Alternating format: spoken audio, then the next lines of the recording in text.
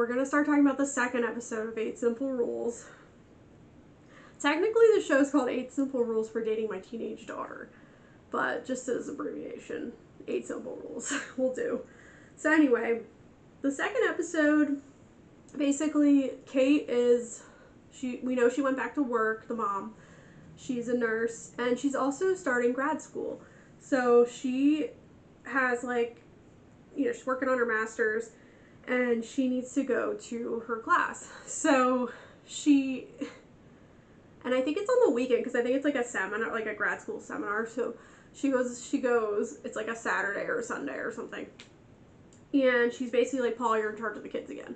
So it's another instance where the dad has to like figure out what's going on with the kids. But he is like really excited about this specific football game that he's been waiting for all year. I think they live in Michigan, so I think it's like Michigan State or something.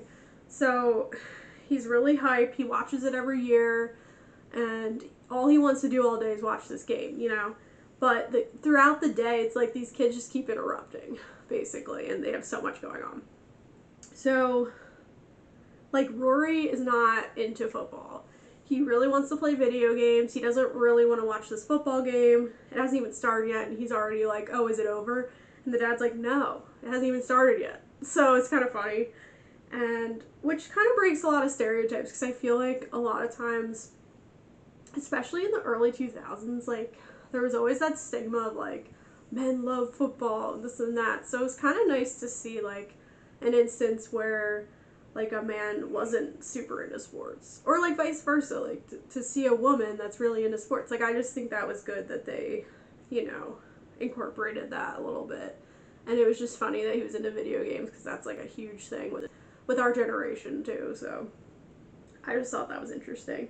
So basically, Carrie and Bridget are fighting, and they fight a lot. I mean, they're teenagers, so it is what it is. And, like, Paul's in the middle of it, and he tells, so Rory wants to play games, but he's like, I need the TV for football, and I don't think they have TVs in their room, so he's like, I need the living room or whatever. So he tells Rory to go outside. He's like, no more video games, go outside.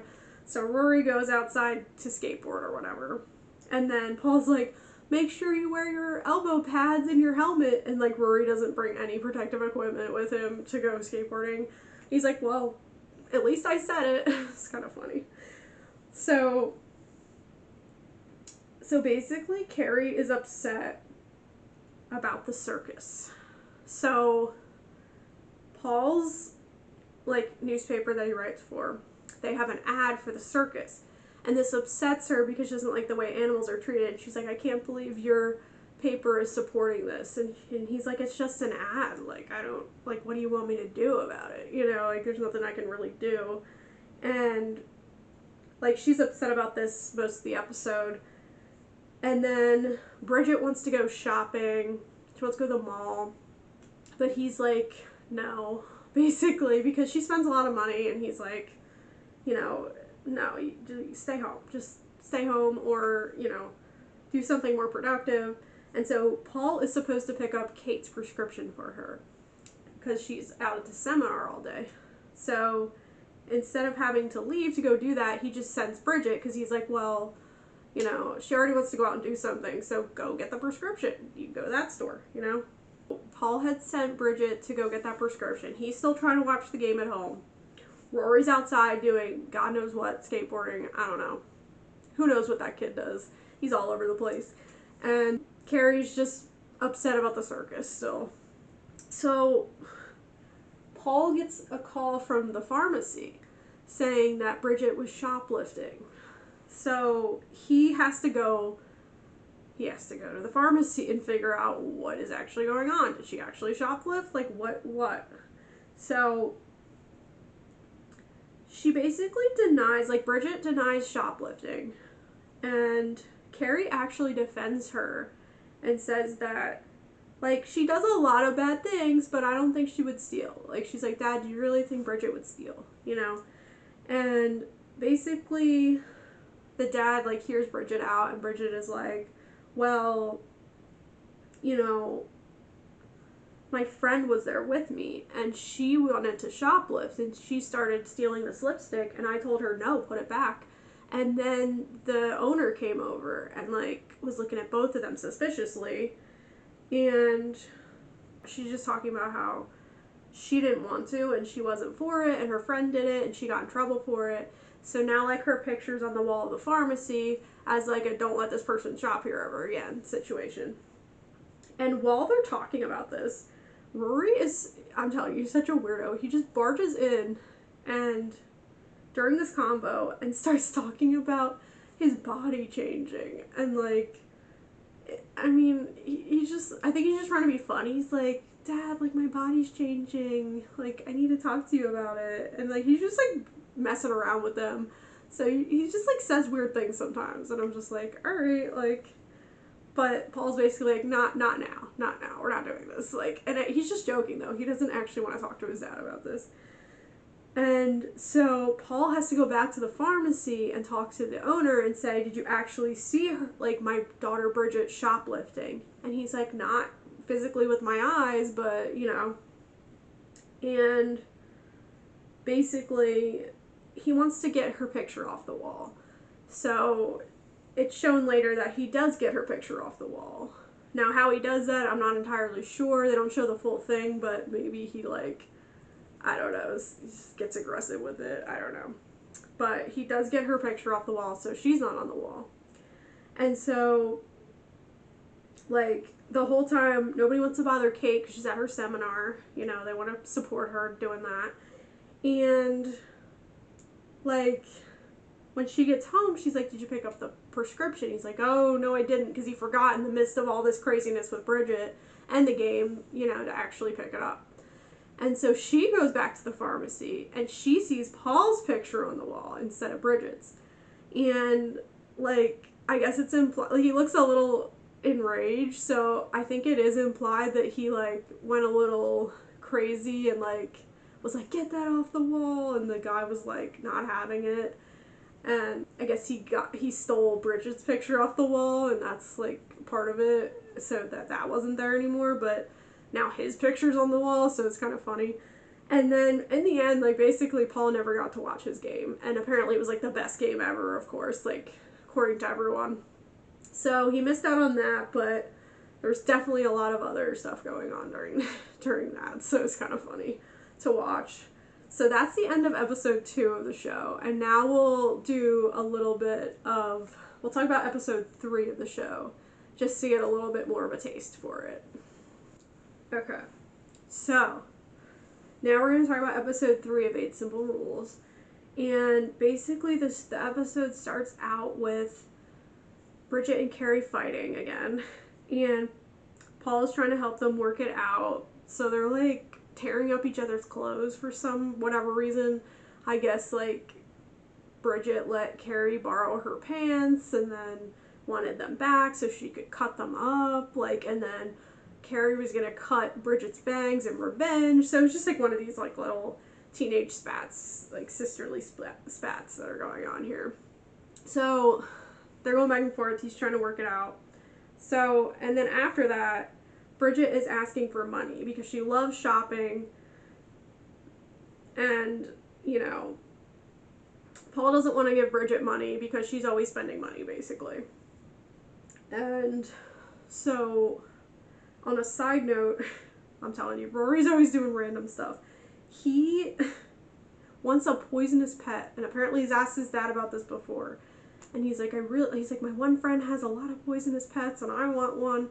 So he's just doing weird stuff. So he's like asking his dad, and then basically Paul's like, no, I've told you before, no, you can't have a poisonous pet. And then Rory's like, oh, well, just don't come in my room for a while. So, like, it's implied that he already has a poisonous pet in his room. Like, this entire episode it's implied that he has that. So basically, Paul doesn't give Bridget the money, and then she goes and asks her mom for the money, because a lot of times kids will kind of like, oh, dad said no, but maybe mom will say yes, you know, that kind of thing. So, basically, she does give Bridget the money, but she doesn't know that Paul said no about the money, or she wouldn't have done it. So, like, you know, Bridget's going behind their backs to, like, get the money, basically. And so then Paul's like, we're having a family meeting, all 5 of us, let's do it. So, basically, Kate and Paul agree that Bridget should get... Kate and Paul, the parents, agree that Bridget should get a job. Because she's the oldest, I think she's 16, and she always wants money for things. Like, she's a big shopper. She loves to shop, and they're like, well, you know, maybe it's time to get a job because you want money from us, like, all the time. And they already gave her, like, an advance on her allowance and stuff, so it's just like, okay, it's probably time for you to just get a job, you know, because that's around the time you get your first job, 16, 17, so for a lot of people, so it's not, like, unreasonable. It's kind of funny because throughout the show, in general, the kids always poke fun at Paul's outfits and, like, calling him a loser and stuff. So it's kind of funny because it's like, I feel like that's just typical teenage behavior to your parents. Like, you're gonna be like that. So it's kind of funny to watch throughout the episode. So, you know, it's kind of interesting. It's kind of relatable, you know, like that teenagers would do that. So it was like normal. And so basically, Bridget gets a job at a clothing store that her friend works at, and this is just in the mall, and Paul drops her off for her first day, and then he goes to the office to pick something up, and Tommy is there, Kyle's dad, because he works there, and we find out that he hates his family, and he just works on the weekend because he hates his family. So, like, sounds like a great guy, you know, he sounds great. Anyway, Rory, it's implied again that Rory has an exotic pet of some sort, because there's, like, more talk of that, you know, but nobody directly acknowledges it. He just kind of says things, and, like, it looks like he's looking for a pet. It looks like he's looking for something that got out of his room. So that's concerning since it's poisonous, you know, that's not going to be good. Carrie is upset because the clothing store that Bridget is working at has clothes that are not made ethically. Like, she thinks they're made by, like, children or something. So she's not happy about that because she's all about, like, the environment. She's about animals. She's about, like, human rights and all that. So she's not too happy about, you know, that Bridget's working there. You know, they end up going to the store to see how Bridget's doing. Like, the whole family goes. Because I guess she needs, like, certain ID or information that she doesn't have with her to, like, sign all the paperwork. So the whole family takes a trip to the mall to go, you know, see what's going on at the store. And basically, like, they were really worried about Bridget. Like, I guess they didn't think she was gonna do a good job because she's never had a job before. But she seems to be doing great. Like, she loves fashion and she loves clothes, so, like, she's helping people out. She's at the register. She's walking around the store. So, like, she seems good, you know, and they're like, oh, we're really proud of you, basically. And while they're there, Carrie, like, sees a shirt that she really likes, and the mom's like, oh, like, she's shocked because she knows she doesn't like how the clothes are made or whatever. And we find out later that Carrie ends up buying that shirt and wearing it, which is kind of funny. And so that shows again that she's pretending to be, like, different, you know what I mean? But really, like, she's just a normal teenager that likes clothes and fashion, and, you know, she's normal, you know? So it's kind of funny. And basically, Bridget gets a 40% discount on the clothes that she buys. And everybody's, like, really proud of her for working there and doing a great job and, you know, getting up, getting there on time, you know, all that, all the responsibilities of having your first job. And then we find out, she has a conversation with Carrie, and we find out from her first paycheck that she owes the store money because she spent so much on the clothes there while she was working. So she owes the store, like, $400 or something. So Carrie's like, why don't you just tell, like, mom and dad what happened, that you overspent versus how much you were making, you know? And she's like, no, I'm just going to use our emergency credit card that mom and dad gave us, which, like, Carrie's like, I don't know if that's a good idea, but Bridget does it anyway. And so after that, it's revealed that Rory has a snake in his room, basically. Just, that's gotten out several times, I guess. And after that, basically, like, the parents find out that Bridget used the card, the emergency card, for paying back her debt. And they saw it was charged to the store, so they knew it was her. And so they get upset with her, and they're like, we're proud of you for working, but now, like, you owe us, like, money because we put that on our, like, that was on our credit card. So now you owe us that $400. And she keeps, like she's going to keep working at the store, but also she's going to have to do chores to make it up to her parents, like house chores. So the end of the episode is her, like, doing chores for them to make up for the money and show, like, responsibility and make up for what she did, and she feels bad, I guess. And then I think the snake is in the kitchen while she's cleaning it, and she jumps on the counter, and Rory's like, there's my snake. So it's just like him and his exotic pets, I guess, his poisonous, like, I think it's poisonous because they didn't show it, but he said he wanted a poisonous pet, so that's concerning for me. So anyway, she gets scared by that, and that's how the third episode of 8 Simple Rules ends. So my conclusion on the show is that I guess it goes against a lot of tropes that you see in a lot of, like, late 90s, early 2000s shows that, like, show the husband and wife dynamics where, like, the woman's always cooking and taking care of the kids and this and that, and, like, women should be doing this. Like, I just think it goes against that a lot because it shows, like, the mom, Kate, going back to work, and the husband being the whole family really being supportive of her going back to school, going back to work, doing her own thing. She was raising these kids for so long. And just, like, the support that she gets from her family and her husband, and he's going to take care of things, and just showing, like, more of a modern take on the family dynamic, which I think was really needed, especially in the early 2000s. And, it goes against the grain on a lot of, like, the sexist tropes that are there. But also, like, I don't like Tommy because I feel that he really displays a lot of those tropes, like the sexism, the hating his family, like, there's a point where he talks to Paul at work, and he's like, oh, so first you made, this is in the third episode, he's like, first you made your wife go back to work, and now you're making your daughter go back to work. Like, they want to work. Like, and Paul doesn't reiterate these stereotypes, which is great, but just this Tommy guy, like, I'm not a fan. I'm not a fan of him. Makes me not really a fan of Kyle, although, I mean, that could change. I don't know. But, so, I think it's good in that sense, and I really do like the family dynamic. Like, I think these are a lot of great actors, and I think that they really do well bouncing off of each other. Like, I think it's funny, but also heartfelt at the same time, you know what I mean? So it's not, like, too much, like Seventh Heaven, where it's, like, too much sometimes.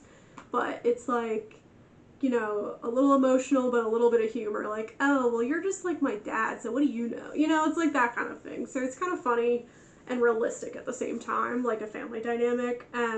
Rory's always doing some weird stuff, so that's kind of interesting.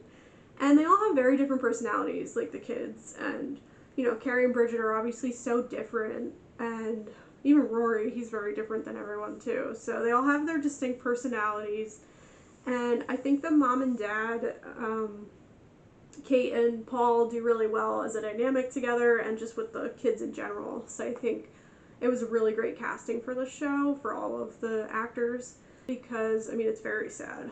Because John Ritter, the actor that played Paul, actually died after the second season filming the show, and in real life.